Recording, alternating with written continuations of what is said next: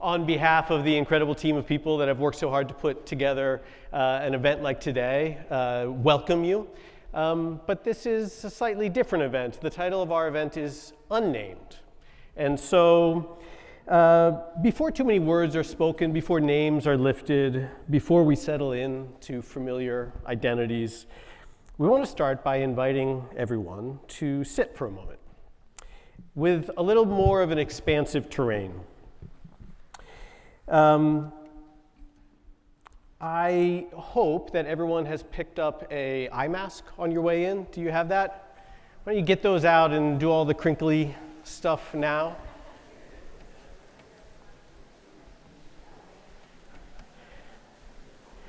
We're going to spend a little bit of time with our eyes closed. Now, the masks are not mandatory, so if you don't feel comfortable putting them on, you can close your eyes. But we're going to start with a little sound experience. It's not a musical performance in the traditional sense, but we are very excited to have an amazing local musician with us today, who will remain unnamed. So I want to invite you to go ahead and put the eye masks on. Lean back in your chair, take a few deep breaths, release any of the baggage that perhaps you have walked in with. We're going to spend about 5 to 7 minutes of stillness so we can presence ourselves in the larger field around us. And when the time is over, there will be chimes, so you will know when you can take them off. But we hope that this is a really aligned way of getting still and paying attention to this large world that we are a part of. All right, everybody ready? Okay, let's go.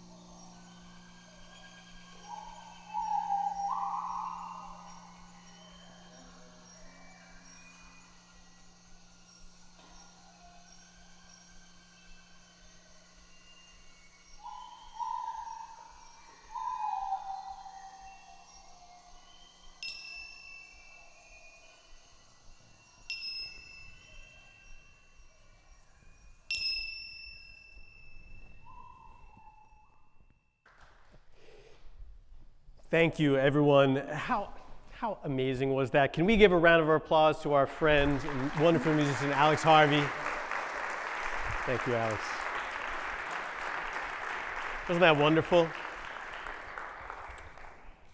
I hope that enabled us all to get still and enter this conversation at the edge of sense. And since we are edging dangerously back into the terrain of names, I want to invite my friend and co-conspirator for this happening, Bayo, Akomolafe. Nora, if you want to come up as well.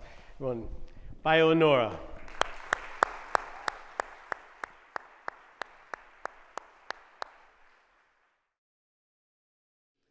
Hello, everybody. Good evening. No, afternoon. Could you just turn to your neighbor and just greet them in a polite, friendly way? Let's just welcome each other nicely, stuff like that.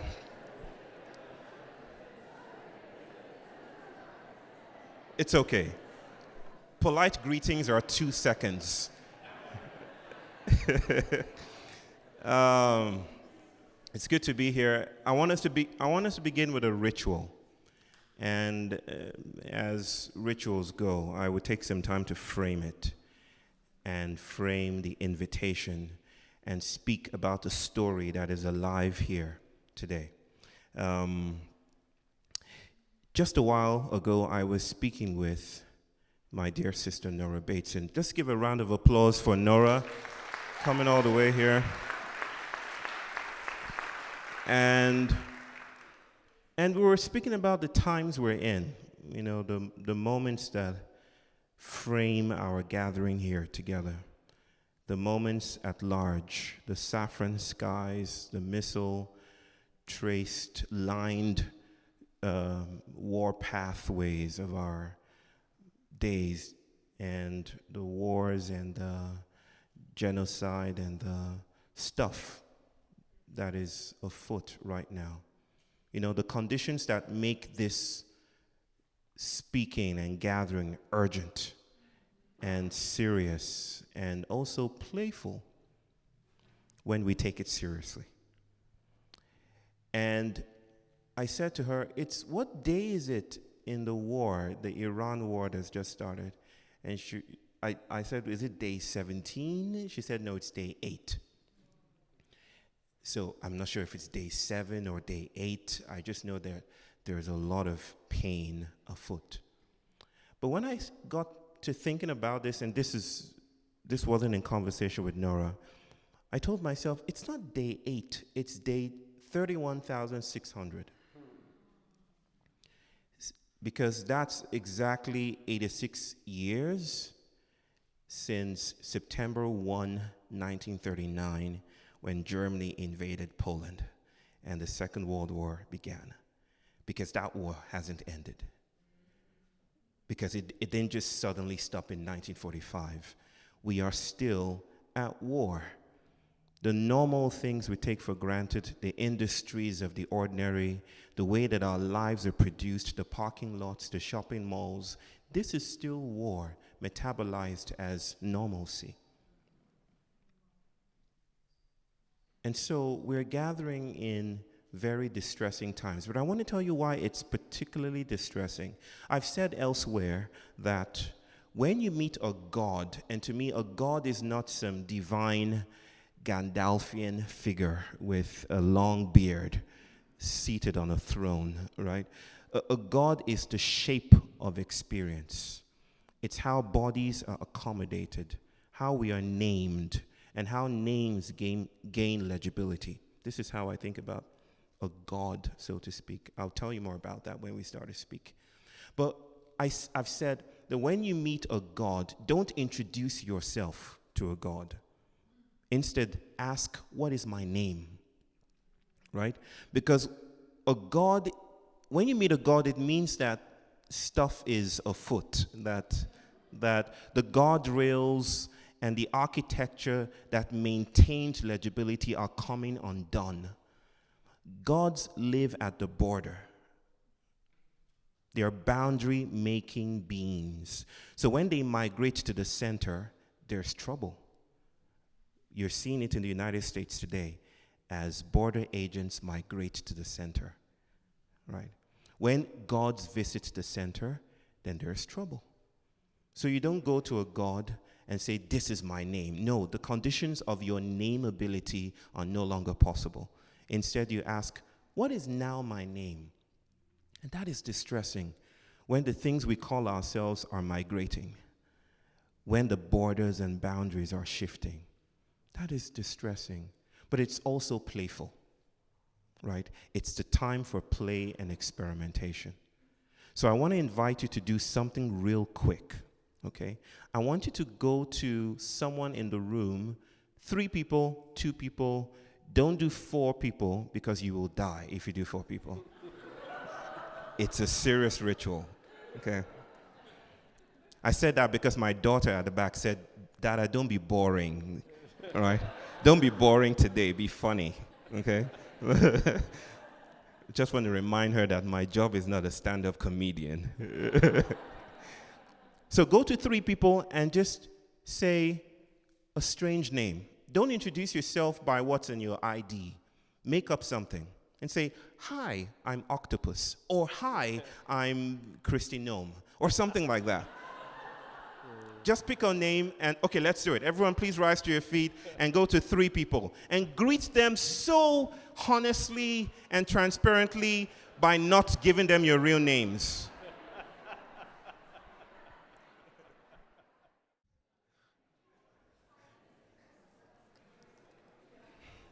You all lied to each other and you're still smiling. How did that feel? Really? Okay. All right. Liberating. Good. Okay, I'm going to tell you why I did that to introduce this space and open up this space. Okay? Now, naming traditions across the world are myriad. You know, I'm particularly in touch with traditions that have ordinal names, right? Like in Japan, the first son is called Ichiro, and the second son is called Jiro, you know, stuff like that. I'm not sure I pronounced that right. But, you know, ordinal names, different kinds of names. We're speaking about naming traditions. Like, you said something about a particular people that have, you know, their name. No, that's the Yoruba people, my people, actually. They named their children on the 8th day. The 8th day, not the 7th or the 6th, the 8th day. But there's something else about the Yoruba people I want to introduce. They have very strange naming conventions when it comes to twins. Okay? So here's a fun fact. The people that produce the greatest number of twins in the world, guess. Who can guess? Yeah, who said it? Nigeria. There you go. Nigeria, yes. Nigerians produce more twins than any other part of the planet. And not just Nigerians, the Yoruba people specifically. And not just the Yoruba people, a specific town called Igbora. And they produce more twins than any other place. The Indians are next, obviously. But Nigerians take the cake, right? If you went to Igbora, you just see twins walking about. Almost everybody you meet there is part of a pair, right? Scientists have rushed there to try to understand what in the world is happening, right? And grandmothers will pull the scientists and say, look, it's the pounded yams. If you pound it this way, if you eat it this way at this time, you get a twin. And another grandmother said, don't listen to what she said. It's the palm oil, right? No one knows what's happening is what I'm trying to say. I say this because I know a particular woman who gave birth to twins, a Yoruba woman, in 1981. In 1981, she gave birth to twin boys. It's always a thing of joy to have twins in my country. The first child that comes out, the name is Taiwo. And Taiwo, always Taiwo. Taiwo is... it means the one who came to see the world first, right? I came to taste the world first. And the second one is Kehinde, which means I came after that guy, right? And then the third, the one who comes after the twins, has a name, and the one who comes after the one who comes after the twins has a name. Yoruba people are very specific with their naming traditions, especially with the event of twinning, right? So back to my story. She gave birth to twins, and the same day she gave birth to them, they both died. 2 boys. And I know this because that was my mother.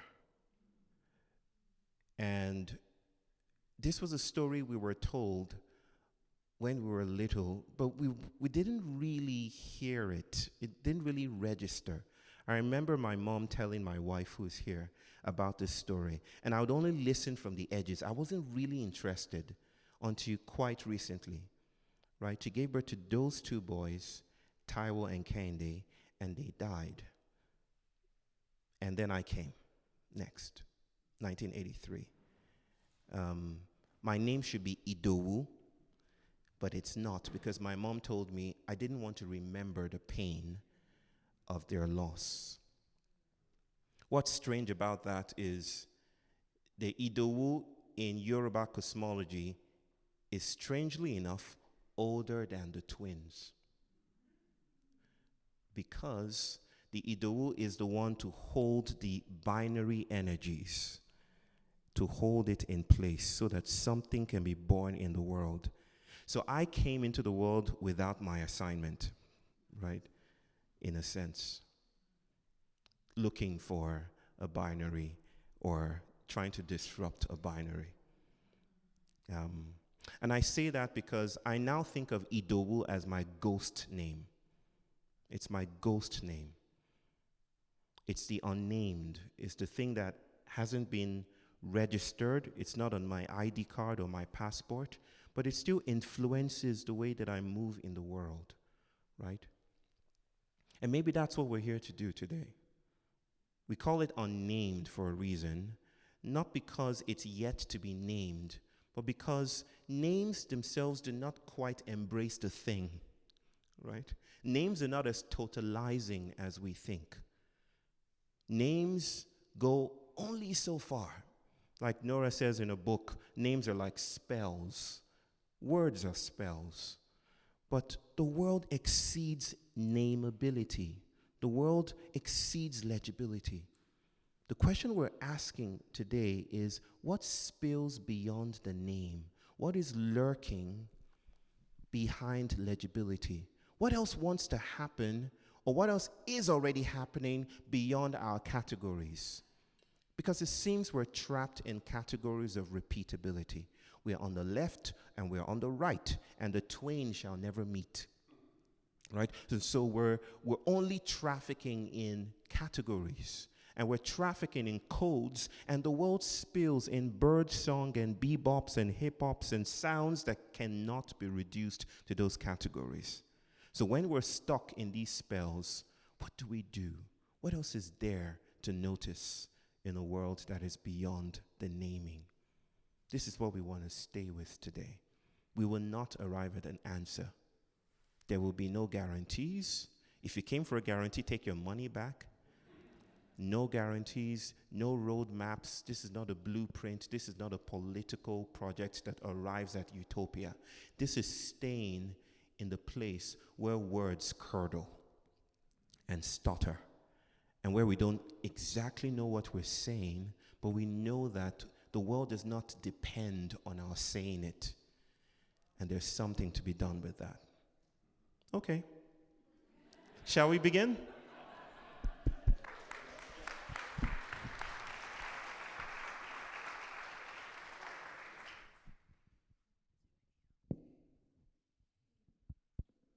Hello. Is it on? Yeah.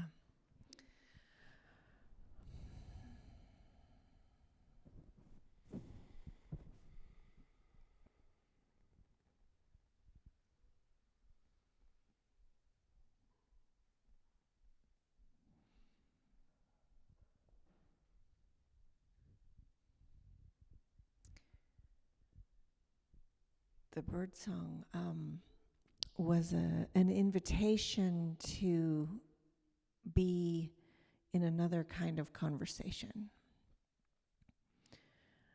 to maybe remember that way in which we are among life. And that the relation of that is something in our communication and beyond. It's nice to look at a ecology as an entanglement of relationships. But what makes relationships?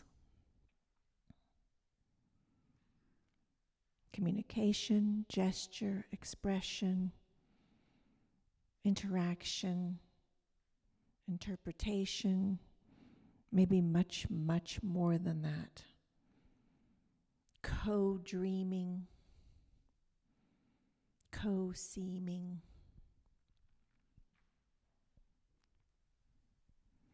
And in this moment, like you said, Bayo, we're in an interesting time where so much of what is sayable is somehow negatable.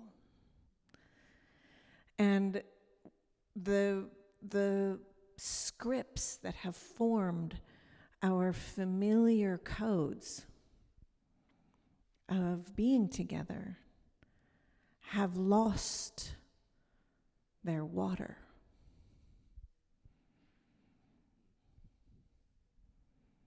And so you might notice that when you're in a room of people like this, that the words that we're using become flags that say, I'm on this team. Did you hear that word? I've done this work. Did you hear that word? I'm over here. I believe in this thing. Did you hear that word? And so we become a collage of these various signals that say, you can love me because I'm this way with you. We're in affiliation. Or you don't have to love me because I'm not on your team. And they bring us together in familiarity and they divide us. But are they us? And what's happening in this moment when surveillance is everywhere? When the codes and the scripts of politics, the codes and the scripts of the education world, the codes and the scripts of spirituality somehow have lost all of us. Somehow those codes can't hold connection to spirit. Somehow those codes can't hold learning. Somehow those codes can't hold health or illness or healing.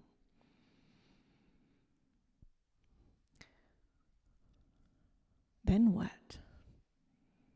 When everything you say can and will be used against you. And the comment thread is an ever binary making monster. I agree, I disagree. It's great, it's terrible. What happens to our ability to be together? And it's something always coming back into the United States. There's a way in which I notice that Americans are very friendly. You meet somebody at the milk part of the grocery store, and you're going to hear about their aunt's surgery. And if you're standing next to somebody in the post office and there's 12 people and everybody's got an Amazon box they're sending back, and somehow you hear about what their kids are up to.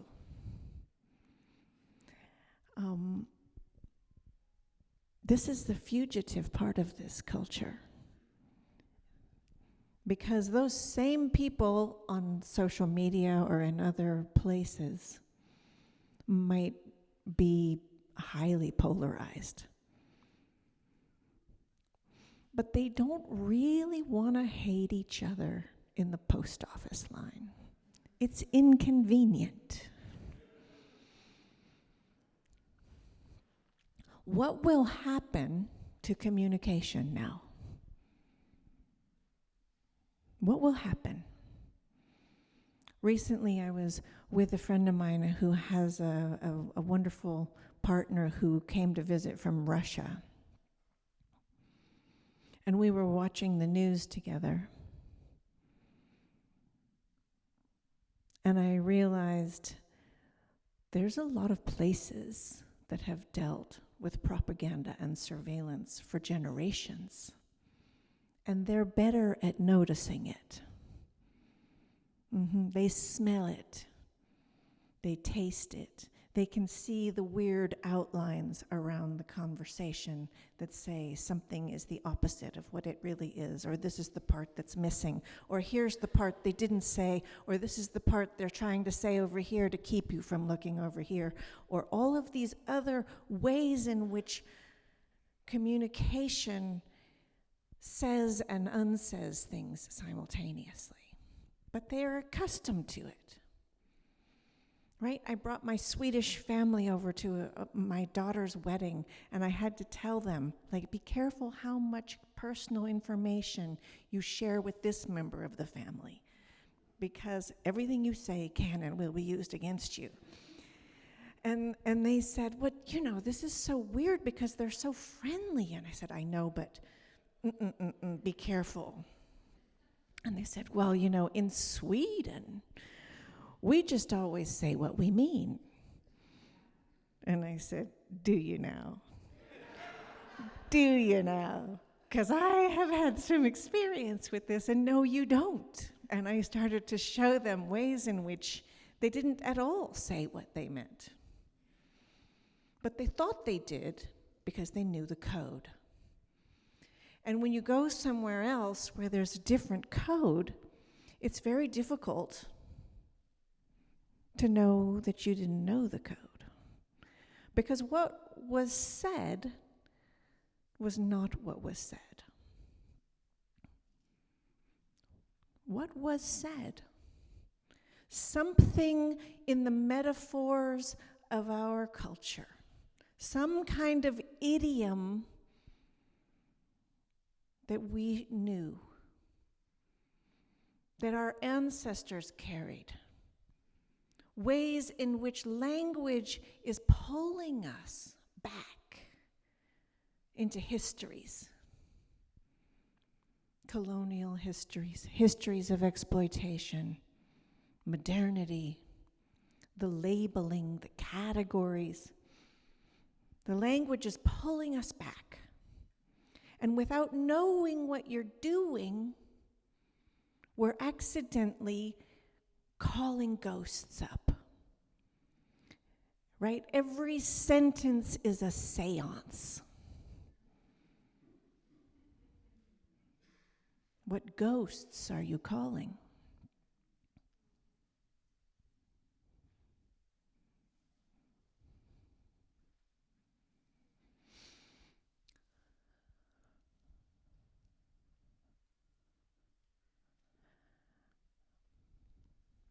So there is much that is remaining unspoken.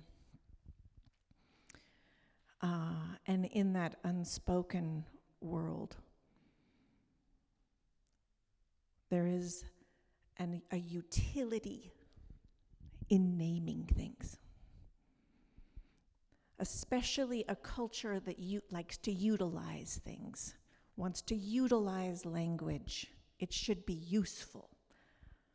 Right? And we name things so we know them, and then we can use them. And sometimes it's important to name things. Just, name that demon, and then you can deal with the demon. And sometimes you name the demon, and you made the demon. And you shouldn't name the demon. Don't name the demon, or the demon will be real. Sometimes the demon is down there where things are forming and is not yet formed. And while it's still forming, it can be moved, it can be changed, it can be seduced and lured into another form. Call it up as a demon, and it's a demon.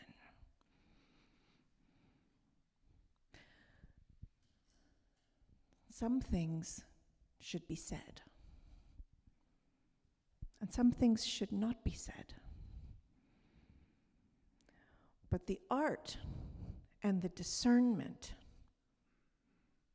of that is no joke. I feel there has been a laziness that came with a lovely illusion that we have freedom of speech and you can say what you mean and mean what you say, and none of that was true anyway. And now what? Now what? Because clearly we can't just go around speaking in poems. Or maybe that's a good idea. But maybe it would seem frivolous. But maybe that frivolity is exactly what's needed. Maybe we can't even get at communication without it.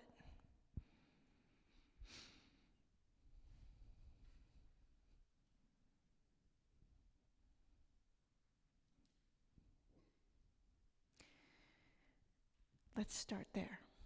Okay.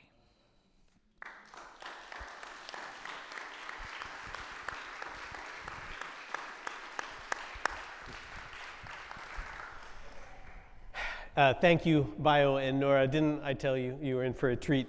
I'm just so grateful that everyone is here today. Hopefully, as you came in, you also grabbed a question card and perhaps a pen. Our plan is to dive into some of these themes together, unpack a little, and I would just want to invite you to use the note card to write down a thought, a word, a question. And we're going to talk for a while and then break and collect the cards and try to see collectively what are the themes that are being brought up. And so you don't have to put it into a fully formed question, but please do feel free to write things down as we go, and we'll look forward to bringing your voices into the conversation at the end.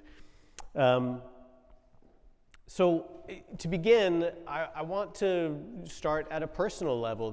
When I was reflecting in preparation for today on the theme of Unnamed, the memory that kept coming up for me was about the time that I became a father for the first time. A few years ago, my wife Alpha and I had our first son, Noah. But he arrived completely by surprise, about 5 weeks early. And so we spent the first few weeks in the NICU, and very overwhelming experience. But one of the things we were told we had to do was pick a name, and we just were not ready for this process. And so the time came eventually to leave NICU, and they came and they brought a folder with some forms in it, and they said, listen, before you leave, you have to sign the birth certificate and assign a name. And we didn't know what to do, and we asked for more time. Can we do this, from home? And they said, no, you can't leave the doors of the hospital without, picking a name. And so it's a very visceral experience of experiencing a system in which it's a mandatory process just to enter the physical world to have a name. And so, by comparison, I've read in Iceland, parents have up to 6 months to register a name. And Bayo, as you mentioned, in cultural traditions around the world, there is a process actually of not assigning a name for the first 7 or 8 days, sometimes even longer. And part of that is to acknowledge the fact that naming is a collective process. There is an invitation to ancestors and to spirit, to family and to community, and to give a name is a collective act, that there is destiny and shared hope that is given. So I bring this up, Bayo, I want to start with you because in many ways this idea of the unnamed I know is very related to themes that you have been bringing up that we've been talking about here on this stage over the past couple of years about fugitivity, about being beyond legibility.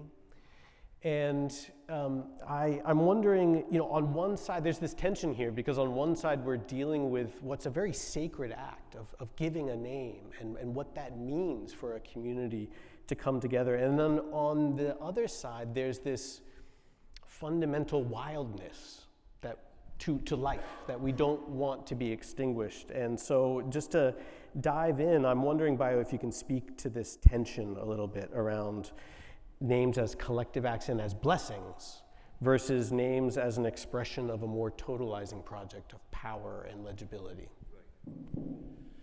Okay, so I think there is the tendency to think of what we are naming as the unnamed as some pristine forest outside of the city. That's how we think in modernity, in binaries, right? So we're the named, and they're telling us that there's this land called the unnamed, and then our gentrifying minds want to move there, right? It's like, let's get a plot there, build a house. No, it's not that there is something called the unnamed over there. It's the idea of the unnamed is that, like I said, names are not particularly totalizingly dedicated to identification, right? We give names to identify things. I'm trying to say that names have secret lives. You've watched Toy Story, haven't you? Has everyone watched Toy Story here?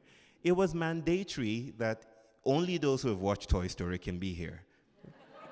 So if you're here and you haven't watched it, you're in the wrong place. I didn't mean to spoil it, but it's the idea of toys doing things at night, right? They have hidden lives and hidden careers. We're trying to say as well that names are not entirely given to nameability, that they have minor gestures, they have strange commitments. And I know this from history, right? The history of fugitivity, the history of the transatlantic slave trade, right? Bodies that were captured from Africa, 5 million, of which were taken to Brazil, and the other millions were spread across the Americas. But the bodies that were brought to the United States and to Brazil had particular traditions, especially in Brazil. They had those slaves. Some people would insist, the code is enslaved, and that word does some work. But it also cuts out some other urgent kind of work that can be done when you just name it that way. So I'm going to use slaves, not enslaved now. The slaves in the plantations in Brazil were forced to worship the gods of their masters. They were not invited to, they were forced to. And they had to use the names of Jesus and God, and they were told the hierarchy of the sacred, and of course they were also told about the apostles. Yeah, the apostles were the lesser ones, right? But those slaves took the names and they perverted them. They inseminated and inserted them with viruses, so that when they came out in public, they said, we worship Peter. And then their masters would look at them and say, what the hell are you talking about? Peter is not the one you should worship. And they say, we worship Paul. We love Paul. We love Paul. Paul is great, right? And so they just reduced it to stupidity. They have no clue what they're talking about. What they didn't realize was that hidden in those names were the names of their own gods that they remembered, right? They inseminated Peter with a shoe.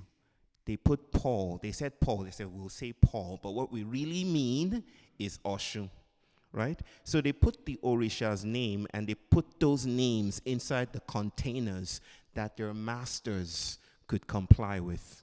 They hid viruses in the codicil of legibility, right? And so that became Candomblé and Santeria and Umbanda and all the Afro-diasporic spiritualities that are still thriving today. That's fugitivity. Fugitivity is not running away. Fugitivity is the inability of place to completely hold a body, right? It means you're not fully held. You cannot be fully held because you only show up partially. So the name is modernity. Modernity's hospitality conflates the name with the being, right? That's what modernity wants to do. Modernity thinks of what philosophers call epistemology, that is knowing the world, with ontology, which is being, right? It conflates the two. It basically says what we know is what exists. That's it. Right? If it's beyond us, it's because it hasn't been named yet, right? And it's only less than what is named, what is available, what is utilitarian, what is instrumental to our purposes. But you see, sometimes we name things so assiduously that we get trapped in the codes that we spring. They become incarcerations, they become prisons in their own right. And so we start to circle like ants in a death spiral, and we're not able to sense the world or be in the world in any other way except within the architecture of the ordinary, the architecture of the obvious. And that is what the incarceral or incarcerating dynamics are. This would make my theologian brother very happy, Alex. Growing up in Nigeria, we used to hear about Adam and Adam and Eve, and God created the world in 7 days. The first day he created, what did he create the first day, Alex? Light? Light, okay. Let there be light, yes. And then the second day it was animals and stuff, right? He divided the waters. The water, yes. So he created lots of stuff in a week, right? But he created animals first. He created animals on the sixth day, right? Or the fifth day. Fifth day. See, he knows his stuff. He created animals on the fifth day. And I just imagine those animals springing into the world, just coming into life. And you're just seeing each other. Hey, how you doing? Long time no see. Actually, I've never seen you before, but long time no see, and they're having a good time, and they're partying in the Garden of Eden, and they're not bothered about names because they're just born. And then on the sixth day, God made Adam.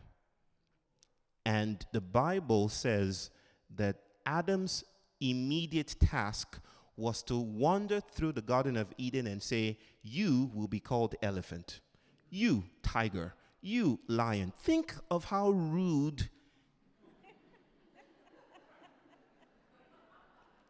that is. I mean, someone just marches in here and just starts allotting names, and they're like, you just came. I mean, you're younger than us, and you just came and started assigning names, right? It's like there is a taxonomical quality to modernity. It names things and it traps things. But what's freeing about that whole story is that the Bible also says that Adam could not reach the sea. He could not name the animals in the oceans. So the fish were spared this imperial march through reality. They were like, we have nothing to do with that. Which is why the ocean is fugitive. The land is indicative. It's this, and this is that. But the sea is subjunctive. The sea is in the grammar of what if. What if? What if? what if? That's the unnamed. The unnamed exists between categories. Modernity is getting tired of sustaining our bodies, is what I'm trying to say. It's asphyxiating our politics. We're getting very good at naming things, and we're getting strangulated by that same ritual. Our politics, we don't know how to speak with each other anymore, right? We have to ask what tribe you're speaking from, right? Our dear leader basically asks media personnel, like, what station are you from? Oh, fake news, right? That you don't know who our dear leader is? It seems that the very act of naming things is now borrowing from a stringent, tired, exhausted imperial ritual in which the only way to exist in this world is with the footfalls and the presence that's becoming heavier and heavier with the burdens and the spells of the Anthropocene, with slave tears, with all the burdens of technology, with AI, with Elon Musk and his phallic dreams. So it seems to me then, brother, that fugitivity relieves the name from being fully itself. And it's in that space of unspeakability, the non-legible, that we breathe as if for the first time. Thank you, Bayo. Nora, I want to ask you about this as well, because this tension that a name represents, because you emphasize what it means to contend with a living world, and a world that's beyond category, beyond borders, where everything is interwoven with everything else, and nothing ever is the same thing, as everything's constantly changing. You write that nothing simply is what it is. That language about the world is never a simple affair, because existence doesn't occur in clean, discrete, bounded ways. You write, a tree is not a tree. It is this millions of years of history of coordination and cooperation between living cells and microorganisms and bacteria and mycelia, all of whom play a role in this thing that we experience temporarily as a tree that then morphs into something else.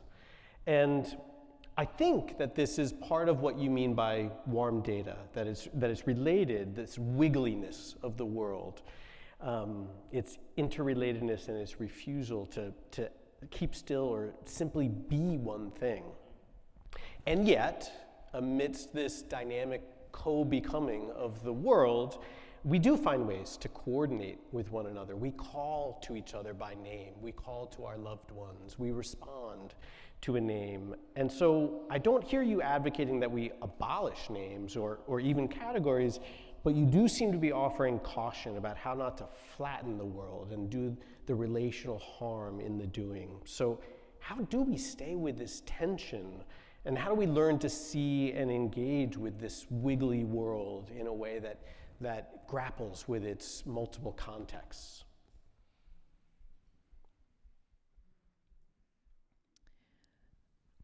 I guess the place that I would like to start with that is, even in the naming of a child, there is suddenly a bounded resonance around this being's self.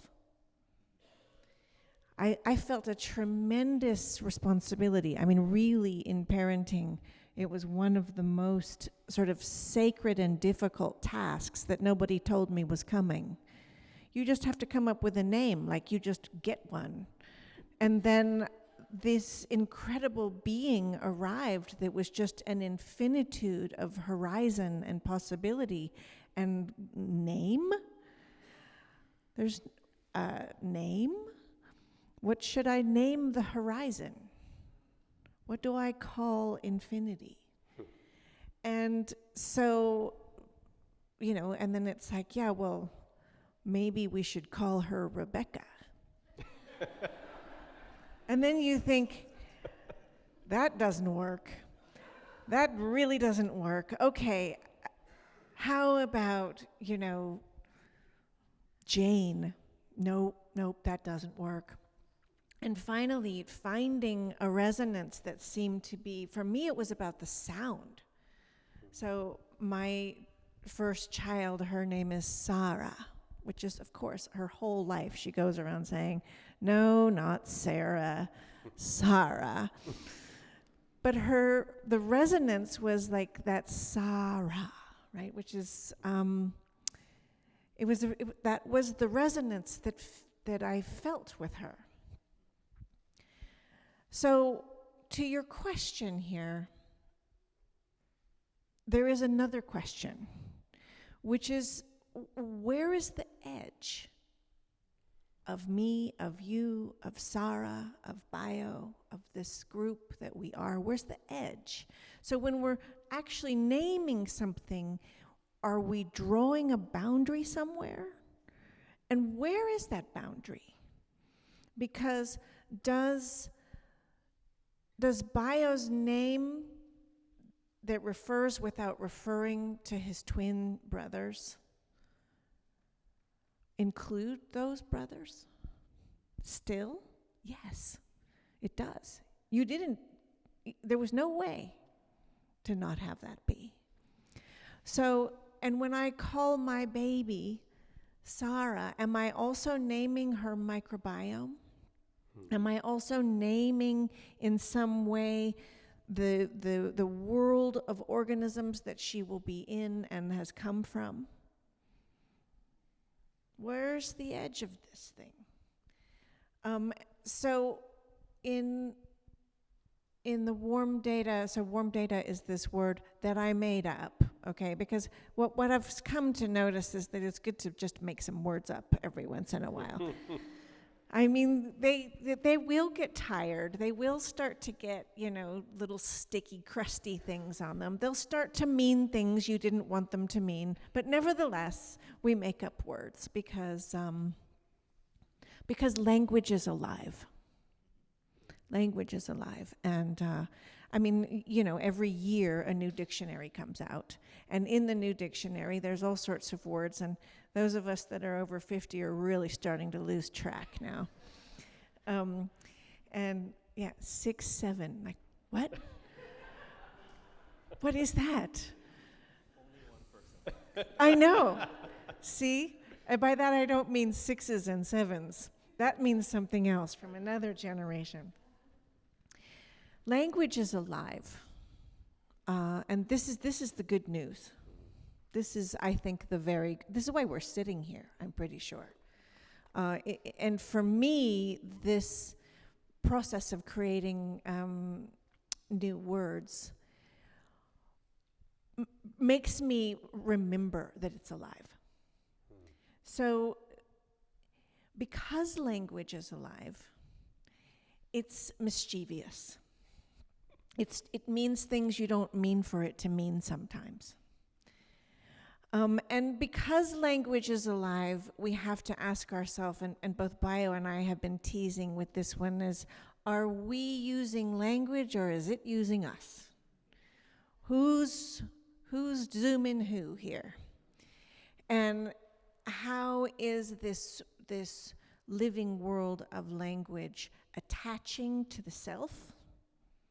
And how is it moving through a culture, a history, a future, the generations, ideas, food, love, sex, the words we have for emotion in English are really inadequate words. And when you ask somebody, how are you feeling today? And they say, I feel sad, I feel angry, I'm fine. But in other languages, there are completely different landscapes of emotional words.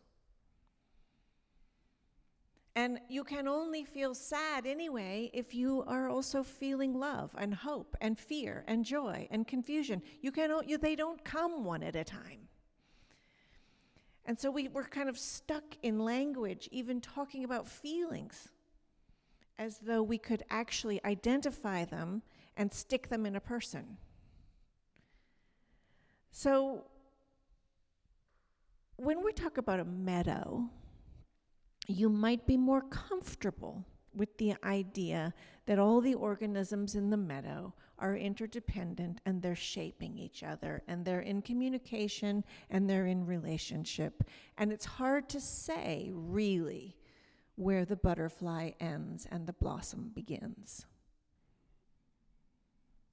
But when it comes to your neighbor, that's a little more difficult.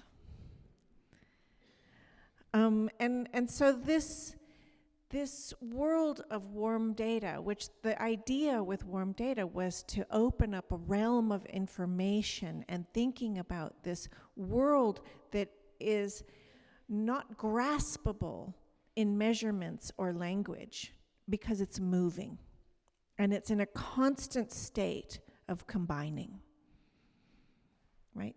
So you can see the crooked tree and you can say that tree is doing that because that tree isn't growing right. But you could see that crooked tree and you could say, but look at those other trees, they're casting a shadow. And look at, this is where the water comes. And look, and pretty soon you start to see the crookedness of this tree is in conversation with its contexts.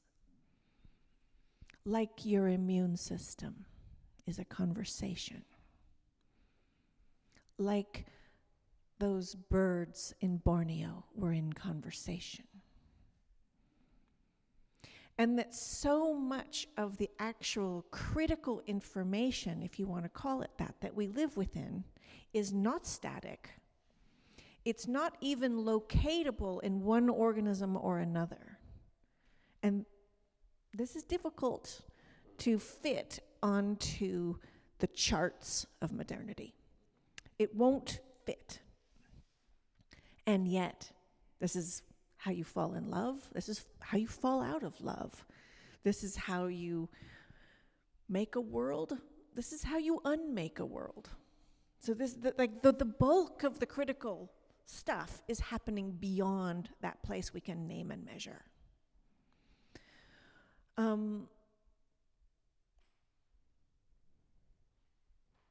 But the self is still a self.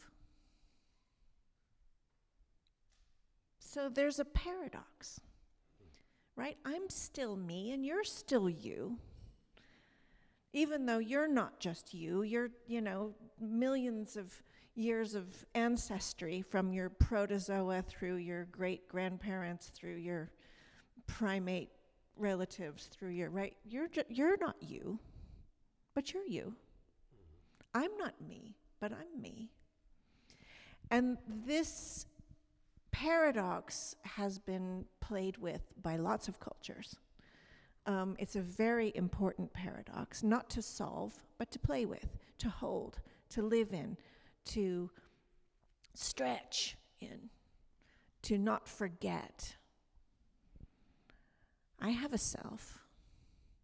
And I can go around and I can say, it's my fault, I take responsibility, I did the thing, I said the thing, I am the thing. And then I can think, well, but all the things that I learned to do and all the things that I have become and all the ways I learned to taste and smell, and actually, did you know, even Lynn Margulis has this beautiful piece where she talks about how your senses, your eyes, your nose, your taste buds, your hearing, that the actual anatomical making of those aspects of your body were not on behalf of you, honey. They were on behalf of your bacteria that needed stimuli. So who's watching? Who's smelling? Who's tasting? When we say we are making sense, who's making? So all of that to say, I am me, but everything that I am is of these contexts and histories and becomings, and I cannot know the difference. And if I just capitulate and I say, it's not my problem, I'm just a product of my context, then that doesn't really work, does it? But if I say, I'm in charge of everything, it's all my fault, it's all my responsibility, same logic. So you're caught not falling down either side of that house. And that I think is a very alive place to notice. I am my context, and my context is shaping even the words and the sentence structures, the grammars that I'm speaking to you in, and I'm also not. And I can sit here with Bayo, and we can break all the rules. And where is the edge of the self? And this is why this question coming back to the categories and the violence of this is implicit in the modern world. I get in trouble all the time. But what is warm data? Just tell us what it is. And I say, well, it's information that's alive. And they're like, okay, that sounds good. And then 5 minutes later, what? What does that mean? It means it's moving, learning, shifting, changing. And I feel sometimes even with words that it's in a world that is so stuck right now. That language is one of the few places where we are truly not stuck. And yet we are. And yet we are. But there is some way in which there is a learning, in which I can say, hey, I learned the history of that word. I learned the history. I learned that if you say enslave, it means something different than if you say slave. And now that I have learned that, I can think about those words in another way. And the learning is exciting. The learning is important. The learning is movement. And when we're learning these roots of these words and the way they come together and the way they have concretized our thinking about ourselves and each other, then it becomes possible to loosen up a little bit. But you can't just live in a vocabulary. I've been working on this new book called Belly, and he wants it to be pork belly, but it's not pork belly, it's just belly. And now you made me forget what I was going to say. What was I going to say? The name is Belly. My kids wanted me to write a cookbook. It was super great, right? It means that they like when I cook for them. And I sat down to write a cookbook for them, and I thought, oh no, this will never do. Because how do you cook a meal? Well, what's a meal? And what's in the fridge? And where did these habits and these learnings come from of what happens when you put lemon and oil together? And what happens when you bring salt together with sugar? And what happens when you go and you get a glass of water? It's just a glass of water. That should be an easy recipe. But it's the whole universe.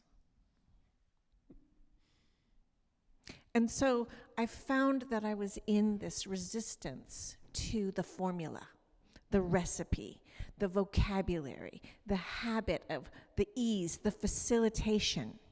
Okay, let's just make it easy. I'll just lay the codes out, and you can repeat the codes. If you repeat the codes, you will have made the communication wrong. That is not true.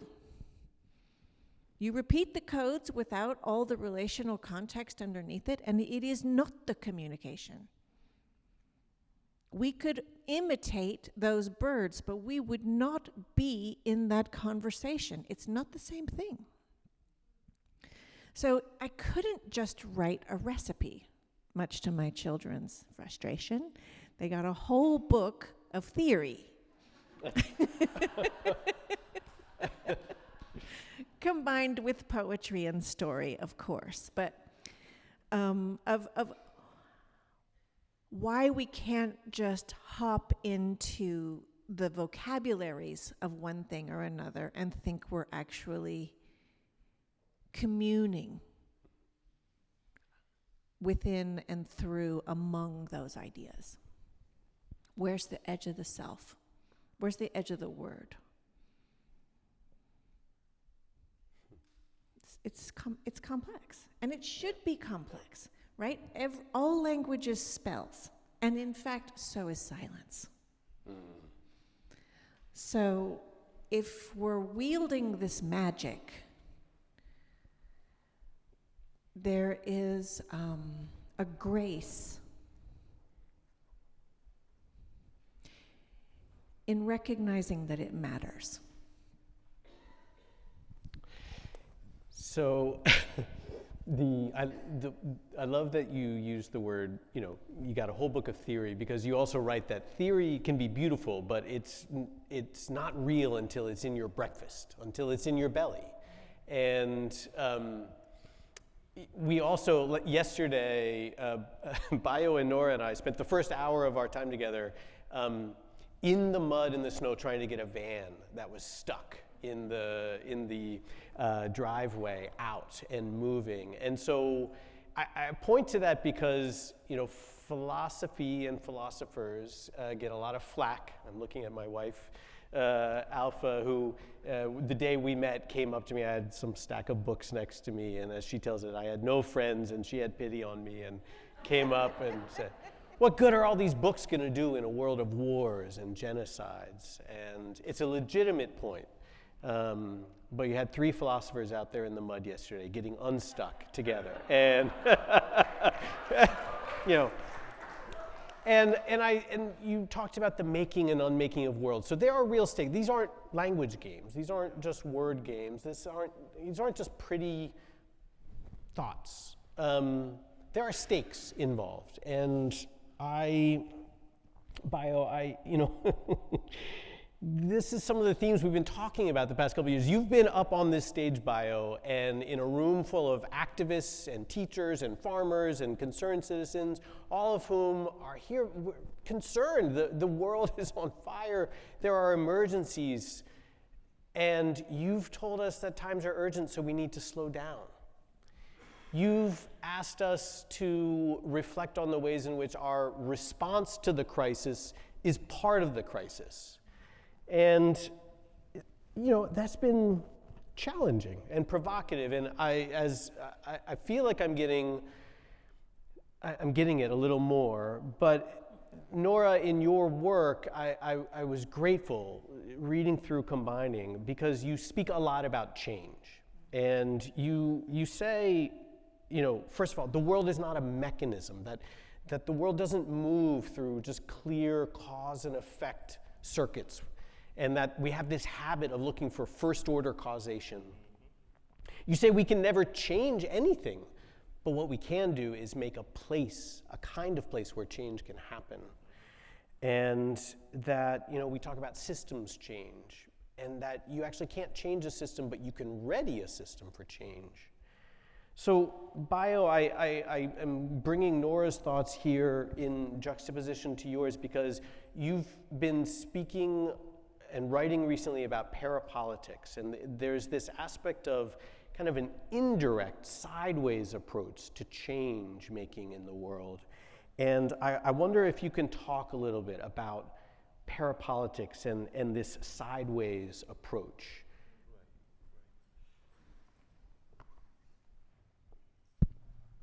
I think that the most, the deepest spell that modernity as a civilizing ethic has is the proposal that we think before we act. And that's not, I don't know what you're hearing.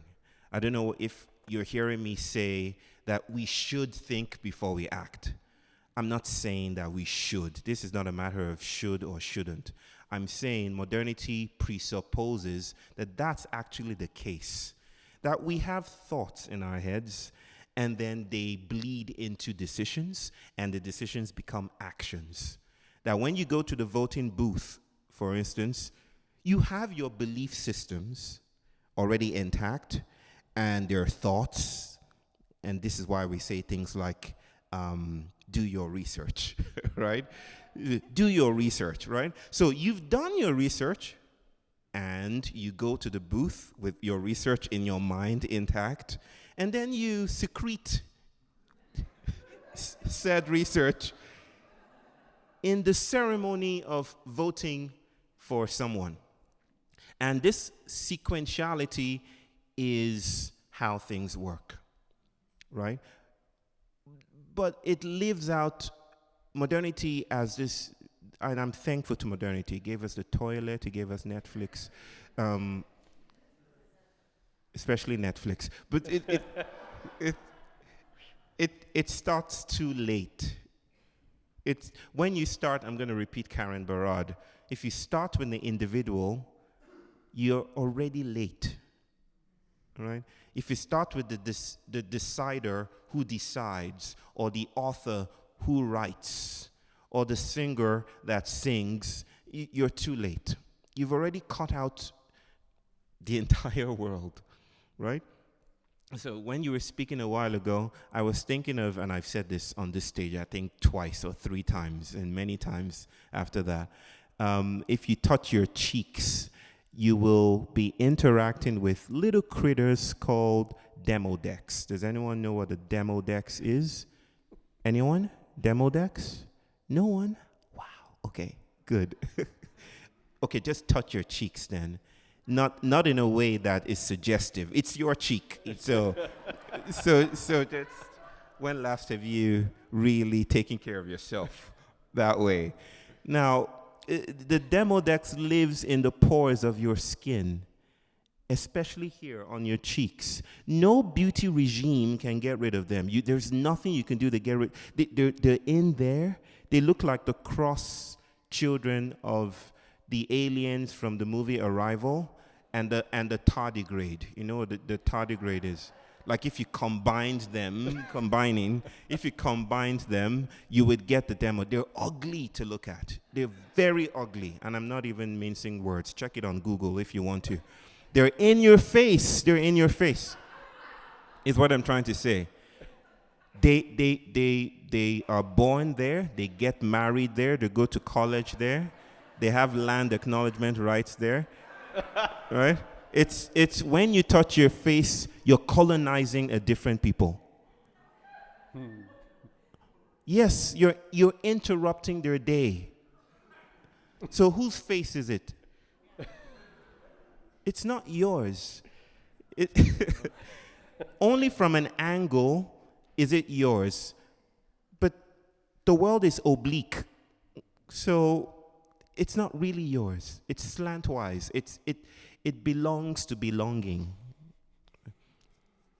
And this is why I say it doesn't start with the individual that acts. It's that thought precedes the thinker. Action precedes the one who acts. You think Shakespeare wrote all those things? It wasn't Shakespeare. It was the bacteria in his gut. It was, right? Scientists are discovering how bacteria adds to literacy. I'm not even kidding. How bacteria influences literacy. Certain bacteria in sourdough, which was highly consumed in the Victorian era.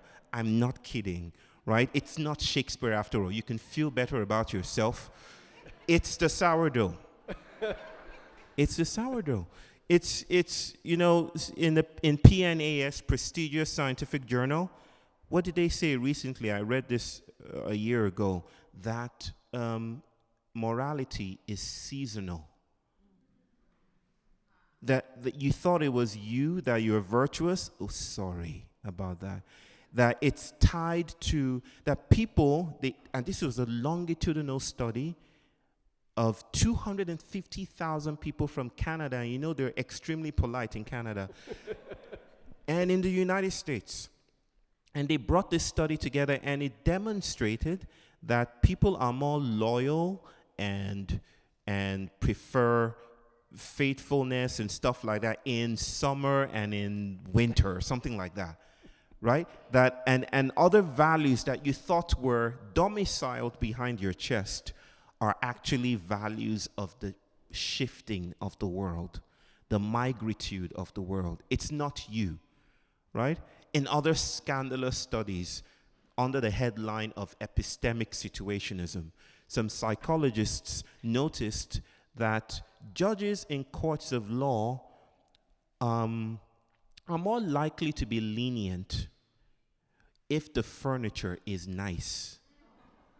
That if it's cushiony and soft and nice. If it's like what you're sitting on right now, you're going to jail.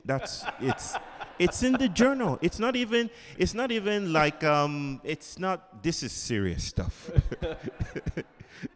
So the idea that we think, this is where our dear brother René Descartes, this is where he was like, he missed out a whole lot of stuff, right? That I think, therefore I am. You've missed out the entire world. Thinking does not start with the subject. And where that brings us to is how thinking becomes a geometric pattern of containment. How it becomes precisional, how it becomes positional, how it becomes civilizing, right? I call this in my work pragma, right? It's how bodies are entrained to walk and to talk and to act. It's the realm of the political. This is how to act. Oh, something has gone wrong in my community. What do? Call your senator, call the congressman, call this person, right?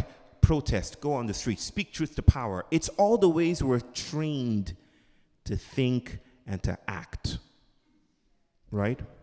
You wanted to say something? I just wanted to say how hard it is to notice what you've been trained to do. And because you don't notice that you've been trained to do it, you also have no idea what else could be done.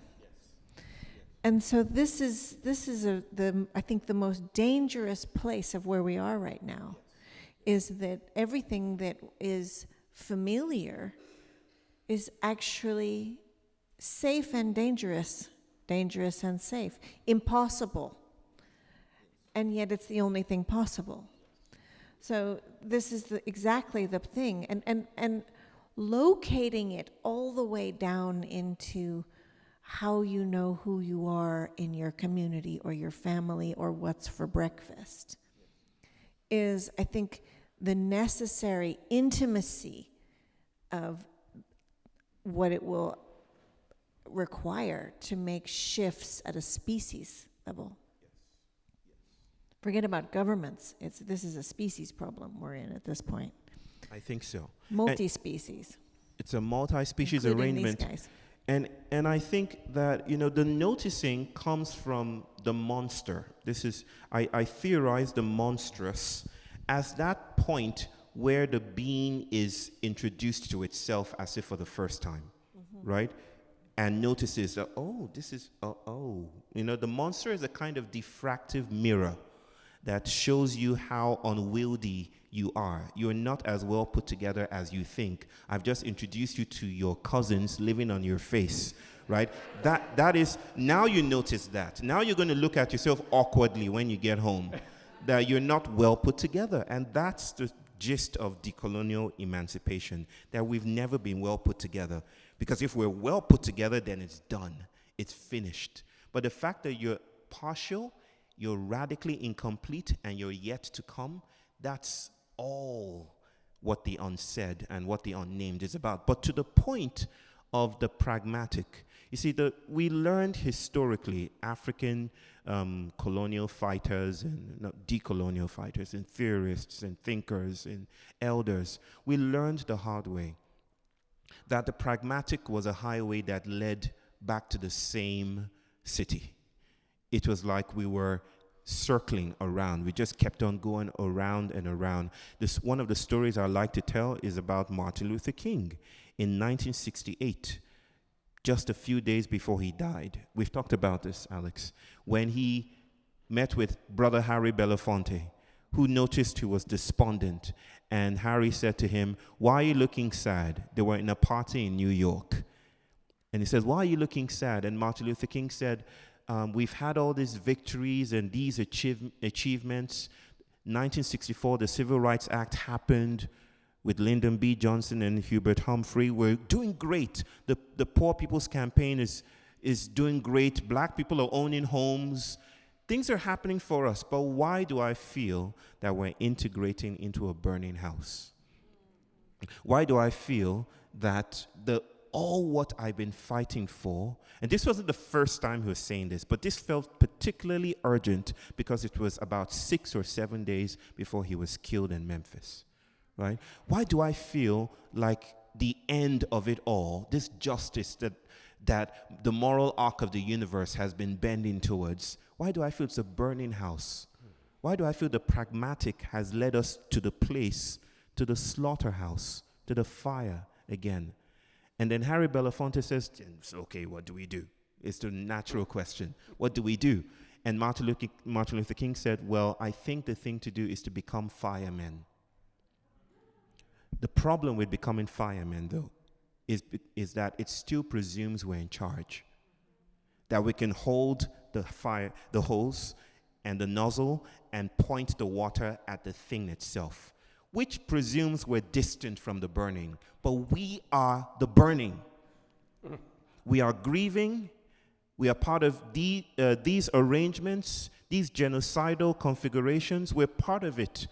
There's no innocence. There's no innocence here. We're all part of this burning building that is modernity, right? So we cannot stand outside of it to put out the fires. The thing to do is something stranger, what I think of as becoming water. And that is impossible to do, but that's exactly why we should do it, right? The para-pragmatic or the parapolitical is what black folks have understood for a long time, and indigenous folks have understood for a long time, that sometimes the way we respond to the crisis is just a crisis gaining a deeper form of intelligence. Like capitalism's greatest creation isn't Netflix or Elon Musk or the Tesla vehicles. It's anti-capitalism. Capitalism's greatest genius creation. You can think about a cackling scientist saying, "Igor pulls the switch," you know?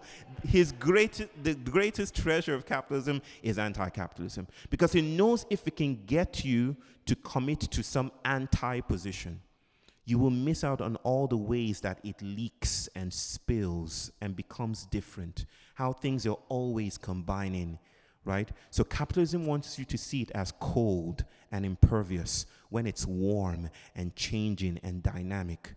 The parapolitical notices those places of warmness and leakages where bodies are always becoming something different. If we stayed there long enough and cultivated some kind of nuanced sensibility to how the world is cracking open, then maybe the world could be different.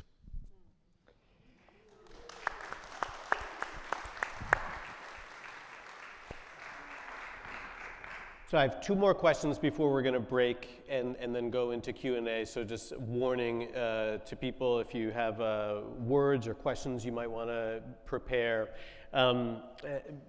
Bayo, that last word that you just used, the cracks, is kind of where I want to pull in next. Nora, I wonder if you would add to this, because your work takes on a similar critique of solutionism. But you use somewhat different words than Bayo does that I think are a really helpful complement. You talk about the gaps, the in-between spaces, and needing to tend to these spaces before they get filled in or bulldozed over. And you talk about that these gaps in the world is where the tissuing of life happens, where new combinations can occur. And so to me, this feels like a like a poetics of change, and I find them to be really interesting to hold alongside what Bayo talks about fugitivity and parapolitics. And I wonder if you could talk a little bit about this idea of the gaps and its contribution to vitality.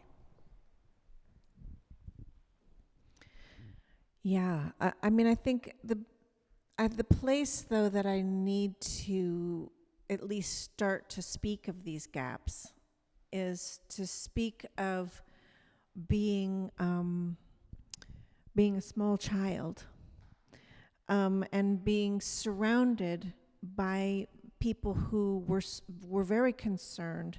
They were scholars. They were part of the Lindisfarne Fellowship, some of which are in this room today. And my father's work and the people who were around were, when I was this big, I was sitting at the table with people who were desperately concerned with all the questions we're asking in this room right now. And, you know, after a while, you start to think, well, this isn't going very well. I mean, we maybe need to make another approach. And so I did. And when I did, the approach that I made, which was largely through this warm data work, was incoherent. People would participate in the warm data work and they'd say, what happened? Where's the harvest? What does this lead to? What's the point? What's the outcome? Where is this going? And I would say, wrong question. If you're asking that, you're still caught in the mechanism. You're in the industrial logic. You're looking for cause and effect in a linear measure.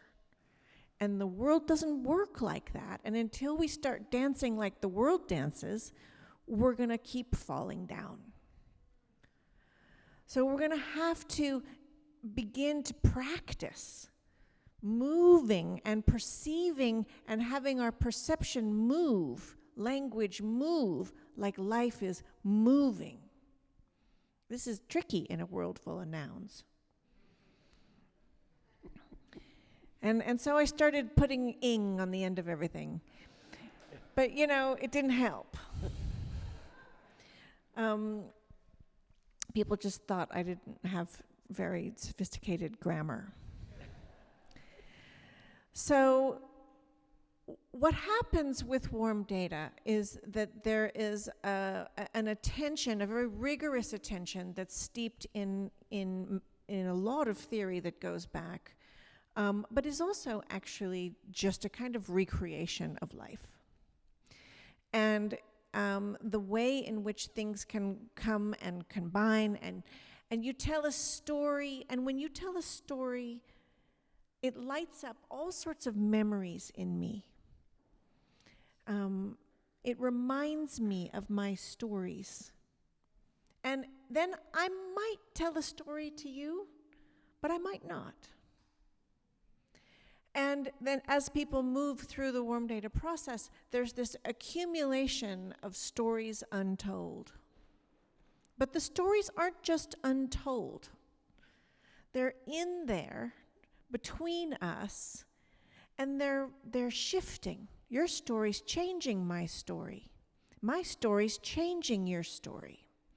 Okay. So very profound shifts happen because I'm not trying to change a thing.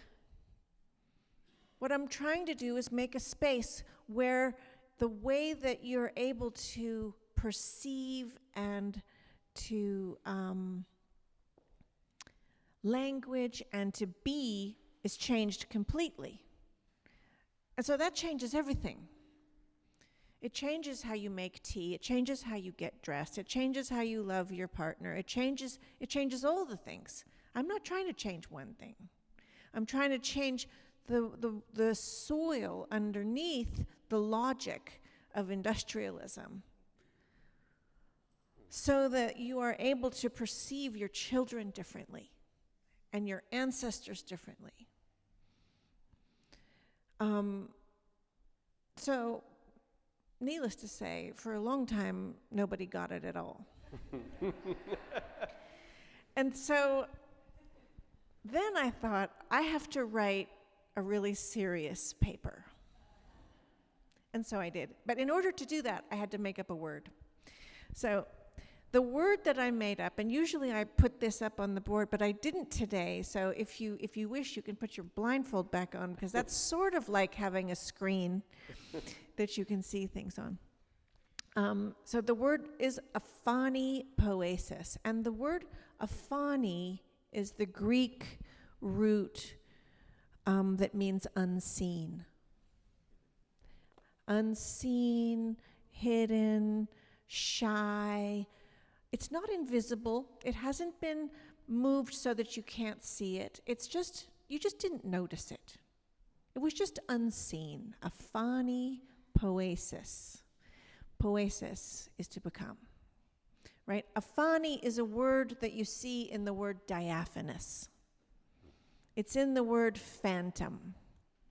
And aphanipoesis is a word that's getting to, because my daughter said to me one day, you know, Mom, all the things we have to deal with right now in the world are insidious. How do you deal with insidious stuff? That's racism, that's greed, that's misogyny, that's corruption, that's addiction, that's cancer, that's all this stuff that's insidious. Where does the insidious stuff live? Because you can't tell people to stop being corrupt, or stop being racist, or stop being misogynist, or stop being greedy, or stop smoking, right? 57 years of watching my family try to get everyone to stop doing the harm, and they can't stop doing the harm because the place at which it makes sense to do the harm is somewhere else than the making of it. So what I became interested in was, how do we think about not necessarily what's emerging, because then, like Karen Barad says, it's too late. By the time something has emerged, it's too late. And so I looked up insidious, and what I found that it means is something like a coalescence that's gradual over time that becomes something harmful. But you didn't see it coming. So the things that were coalescing and were just things, you know, they were just things.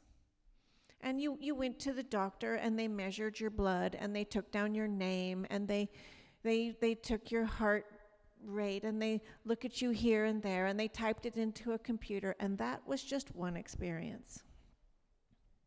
And then you go to school, and they take down your name, and they measure you at this point, and that point, and this point, and that point, and that was just normal. And then you have a child, and they start measuring and naming and doing things to your child, and you think, that's just how it is. And you don't notice, what are they doing to us? Right? When I was a little girl and I would get on a bus, and I was a white girl. And so if I didn't have the money to pay the bus driver was like, it's okay, honey, you can pay tomorrow. But if my brown friends came, they didn't say that. But I didn't notice. And if I went to the pharmacy and I bought Band-Aids, I didn't notice they were all the same color as my skin. I didn't notice. And if I was lost in a city at night and I saw a policeman, I would think, there's somebody who's safe who can help me. And that was sure not what my brown friends thought.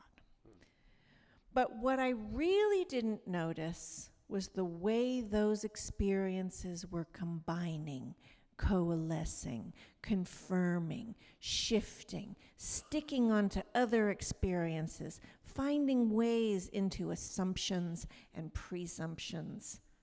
I didn't notice. I didn't notice that.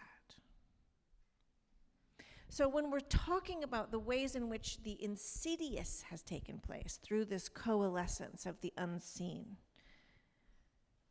I realize what we're also talking about is this is also how life is made.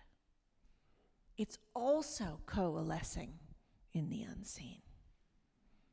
It's also those places at which there are experiences and artifacts and things that are coming together in ways that are unseen. And what would it mean to do that? To nourish those experiences that are submerging. Notice them. How are they coalescing? What sort of alchemy are they brewing in the unseen? So that later, when they pop up as emergence, what do they pop up as? Is there a way that we could tend to that submergent process such that it would nourish the possibility of being in ways we do not yet know we need to be? So what would that look like? And so for me, this was a big opening. And what I learned was that the only way to nourish that was through the gaps. So you have an experience, you have another experience, you have another experience, and another experience, and another experience, and you are tissuing them in ways that you cannot know. But the cadence and the rhythm, the tone and the flavor, the richness and the rigor and the beauty and the difficulty and the learning of all the things that are combining matter. And if you live in a world in which all the things that we're given to combine, to submerge, are without that relational density, without the depth, without the saturation, without the movement, then they will submerge. And then we will become rigid and more rigid. They will submerge, they will coalesce into hatred and greed and polarity. But you can't come down at the end and say, we have to abolish hatred. We hate hatred. I'm anti-hate. So that doesn't work, you know? So how then, it's a much more nuanced and rigorous practice to come from before and say, okay, so, you know, especially given the general state of fracture and infection that this aphanipoetic submergent realm is in. And I started to really realize that it was important. Are you doing okay? Okay. Just checking. I'm dropping some theory on you here. But I like theory. I think it tastes good. Maybe this is a necessary aspect of all of evolution. That there be something that is outside the habituated perception. Something must be outside. Because every time something new comes into my habituated perception, what do I do to it? I make it fit. Okay? I make it fit. Oh, I've never heard music like that. Sounds like. Oh, I never heard anybody say a thing like he said. Sounds like. I've never thought about this. Feels like. I've never tasted that. Tastes like. This must be like the thing I know.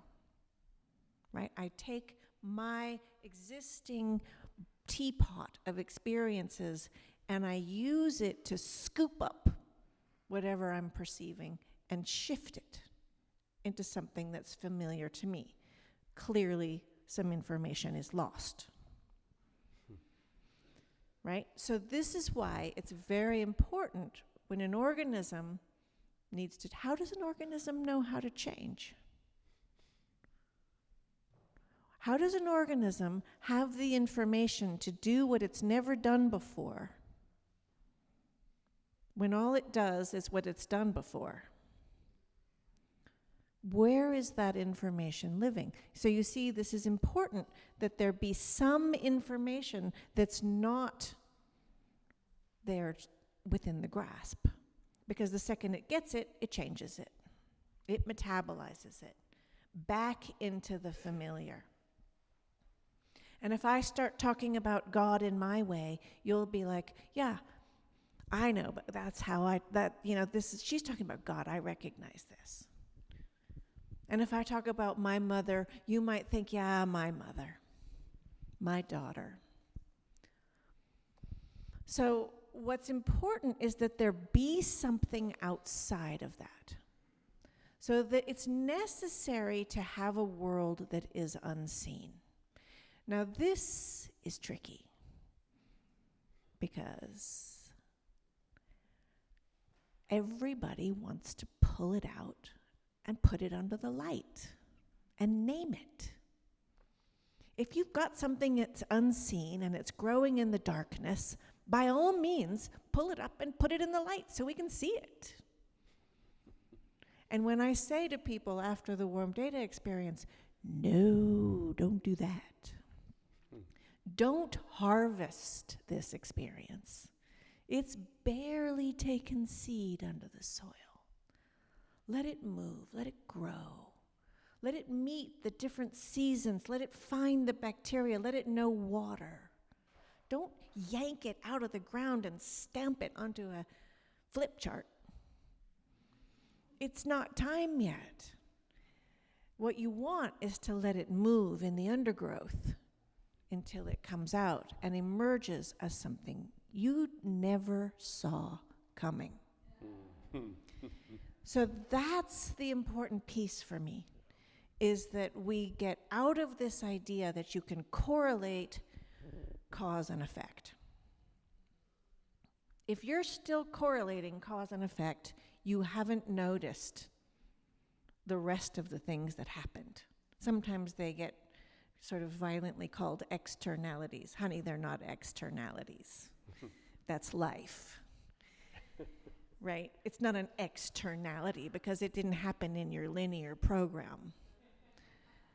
That's where most things are happening, is outside of that. So this idea that you do a thing, and that's the thing you did, and it has this consequence because that's what your strategy was, this idea is not working. It works great for a minute. All right? I can get that child to behave in the classroom by giving him that medication, and I can make them pass that test. But in the meantime, I lost relationship. In the meantime, their health is gone. In the meantime, the marriage falls apart. In the meantime, my relationship with my own ancestors is breaking. In the meantime, right? In the meantime, the possibilities that that child might have had in other ways are moving. So I can make it work. Just like Procrustes, you know. The Procrustean bed. Procrustes, this guy whose job it was to see who could enter Athens, and he was an innkeeper. And he was really nice to people during the daytime, but at night, he would put them on his bed. He had this iron bed. And if you were too small, he'd stretch you. And if you were too fat, he'd shrink you. And if you were too skinny, he'd puff you up. And if you were too this or too that, you would be violently fitted into the right configuration to be acceptable to come into Athens. This was a warning story about eugenics that had not yet happened, but it was a warning story. Okay, so the gaps. You have to make gaps in order for things to tissue, in order for things to move, but you have to make a lot of them. If you only make a few gaps, you make propaganda. Because we are alive. Okay, we are alive, and so what you will do without knowing you're doing it is you will tissue relational process into your perception. You can't help it. And if I say to you, for example, I could give you 3 stories. Life used to be better than it was. People are coming to take away your lifestyle. Nobody's listening to you. This is 3 stories. Okay, this is what they used at Brexit, and maybe somewhere else we won't name. And in order to create what's called stochastic terrorism, they made 3 stories, and they made gaps. And they knew that people would tissue their own memories, their own intimate stories, their own lives into those 3 stories, and that it would make causality. Who knows who'll do what, where, when, how? We don't know what will happen, but things will happen. And it was wild. It was evil, but it was wild. And so this, in contrast to the harnessing of beautiful, controlled analysis that was happening on the left. It wasn't wild. People couldn't tissue their stories in. It wasn't alive. It wasn't stochastic. I rest my case. But don't use 3. You have to use an ecology of gaps. No monocropping the gaps, please. If you monocrop the gaps, you get propaganda. It's dangerous. So I'm not going to talk about this in this room without giving you that warning, because it's too tempting to try to generate a preferred causality. You don't get to have a preferred causality. Sorry. If you want to do wild and get out of the confines of colonial industrial modernity, you're going to have to be okay with having wildness do its thing. And that means that if you're nourishing the Afani poetic realm, pour all the love in there you can.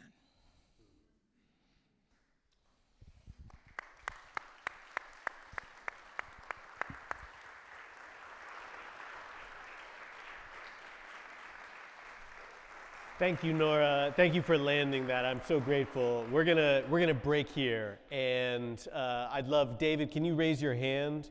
If you have questions or comments, we're gonna take a break, 7 minutes or so, make sure people can stretch their legs, use the restroom. We'll come back and have just a few questions and answer time, and we're so grateful for you to join us. So thanks so much.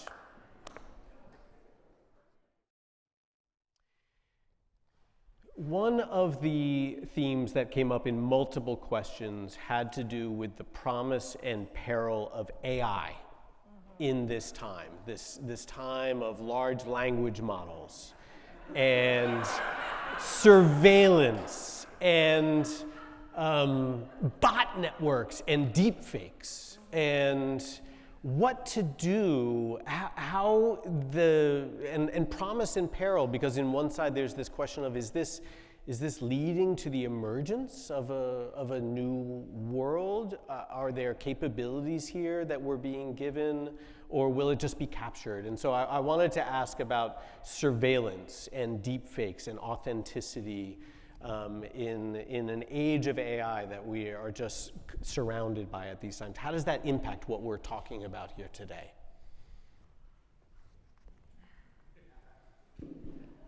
In 30 seconds or less. No.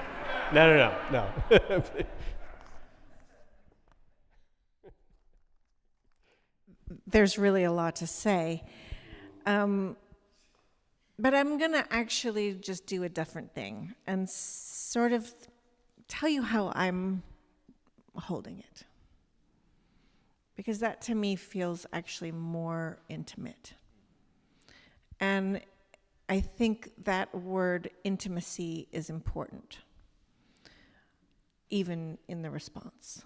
So instead of talking about the intimacy, I would rather just give you the intimacy.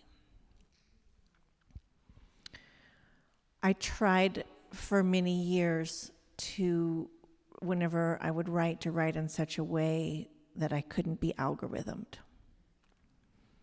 That was my way of playing with the poetry of social media.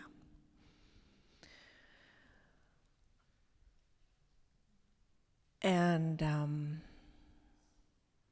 I don't want to be algorithmed outside of social media either.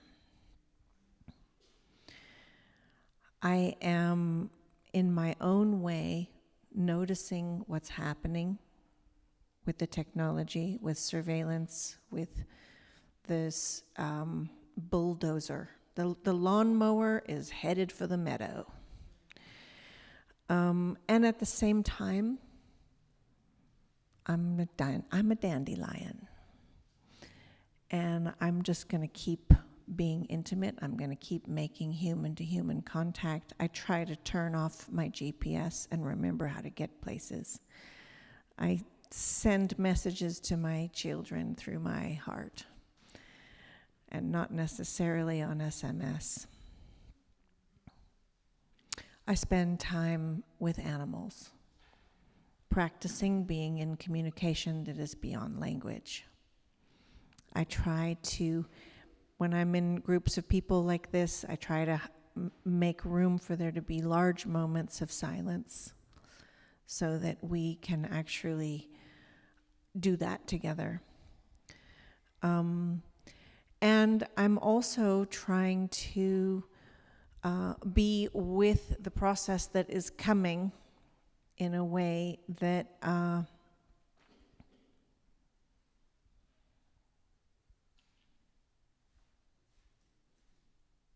that I can live with, which means that I cannot be in polarity with it.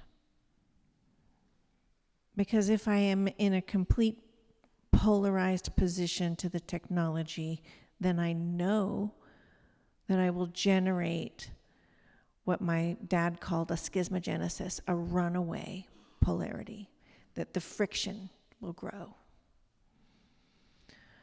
So I'm trying to figure out the ways in which there is animism in this new weirdness, the ways in which there is danger, the ways in which this mirror shows us aspects of what it is to be in the living, fleshy, bacterial world of communication that goes beyond language, that maybe before we didn't pay attention to.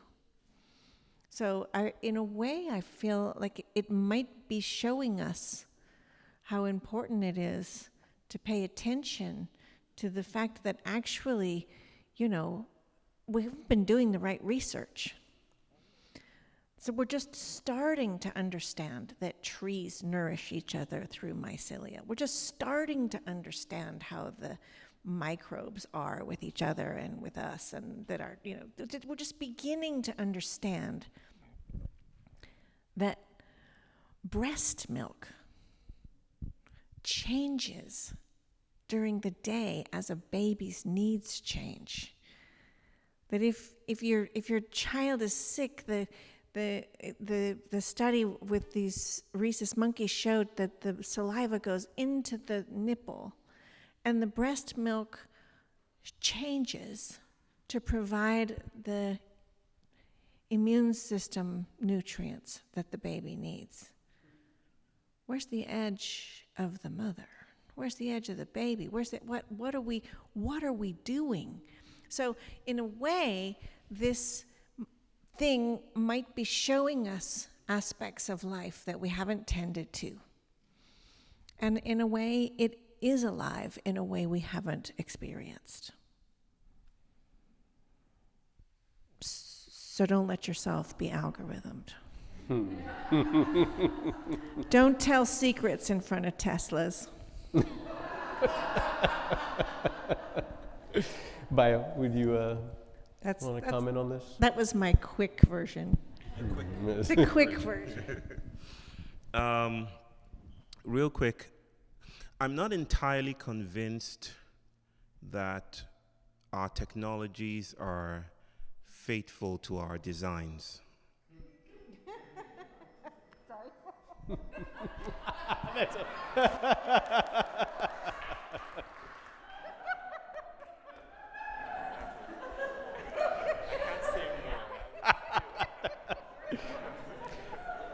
And you know what's interesting about that is that that usually is taken as the peril, but you might actually be pointing to the promise part as well, which is interesting in your trickster ways, Bayo. Okay, all right, thank you for that. Okay, so another big theme that was in a lot of the questions that I read had to do with children, you know, and so many of us are parents, and this question of how to communicate this vision of unnamed hope, what the idea of purpose might be in terms of a vision for the future amidst what feels like so much noise and so many clouds. And so I just wonder if you might speak at all about this question of how to communicate this and where hope and purpose come in, even if those words themselves have some danger. So I wonder, Bayo, you want to start, and then Nora? Okay. So this is where I might take some more, just 10 more seconds than usual. I've been speaking about the elder and why we need the elder now. Modernity, you might, and I don't want to think about modernity as if it's some bad thing. I hope this is not the sense you're getting. But modernity often demarcates and parses between the elder and the expert, right? The expert sees a crack and rushes to close it up. That's what the expert does. Solutionistic, it's technocratic, algorithmic. The expert closes the crack. The elder is that which holds it open, right? And the elder is not a person and it's not a category. It's not an older person. The elder is a vocation, right? It's a vocation. It's not an the way we speak about it in anthropocentric terms. So the elder is that which permits the holding open of a crack so that experimentation and play can happen, right? So furniture can be part of eldering. The food you eat can be part of eldering, and our dear brothers and sisters in our faith are always part of eldering. They're part of everything we do, right? So eldering is the vocation that holds open the crack. And that brings me and invites me to what children offer now. I would say that the place where we meet children and where they meet us is in the place of the elder, right? We often instrumentalize children right into the factory of adultism. And we take them to school and grades and all of that. And I'm not saying that's bad either. I'm just saying that it doesn't allow for the gifts that they offer to shine and to show forth now, especially now, right? We don't want our children to be so eloquent that they forget how to stumble and to stutter. We don't want to figure things out so quickly that we forget how to play and how to notice that the world can never be resolved, that the universe itself is a teenager, and it's awkward, and it will never be fully realized, right? So the elder is that place where the child meets the adult, and the adult meets the child, and we forget our names, and then we learn to speak in new tongues, and we get our fingernails dirty with soil, and then we learn to see and speak and feel and sense and think and be thought again and again and again. Institutions will not permit that to happen, right? But even in institutions, like I said, even institutions betray their own objectives. So in the cracks of the institutional, there's play, there's fugitivity in adultism. But let's meet there. That Rumian place beyond right and wrong is also the eldering place. And that's where we learn anew.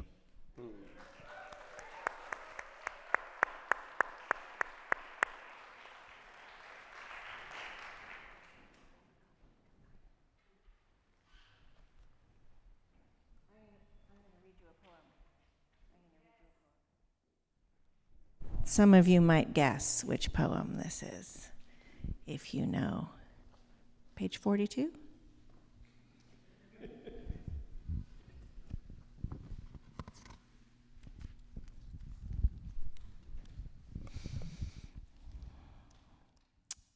This poem is called Mama Now. And I wrote this poem for my kids. I wrote this poem for your kids. I wrote this poem for your godkids, your grandkids, your nieces, the kid that you are, the kid that your parents were. Mama Now. Your eyes will see the derailing of assumptions. Your hands will hold the crumble of the old matrix. I do not have any authority to lean into. I have empty pockets where parents used to advise their children. I do not have any maps, myths, or mother wisdom for you. I can fix your breakfast, but not the culture. And when you ask how to be a good person, I cannot lie to you. Everything you touch in a day is in some way bloodied. You have been born into an edgeless violence. But I will not judge or measure you against a bygone metric.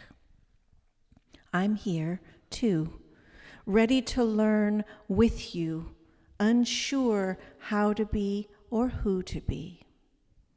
I can only read fragments of your worry, as the future is a horizon of confusion. I cannot protect you, and yet it is my only job.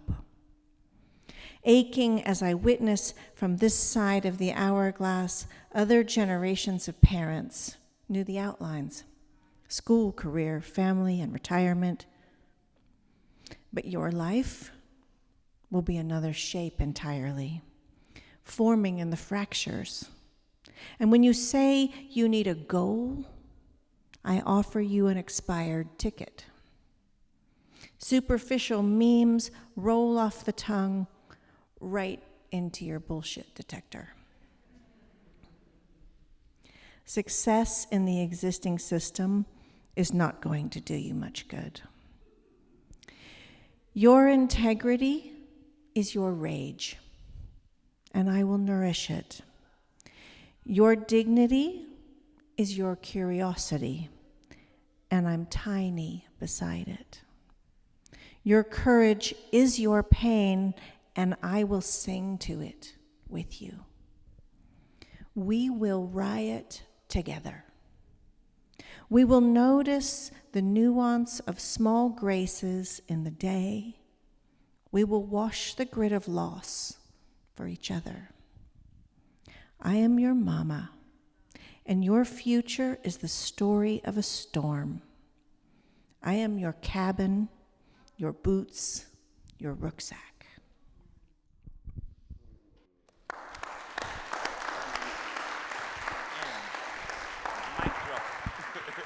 It is entirely appropriate to end this conversation with a poem.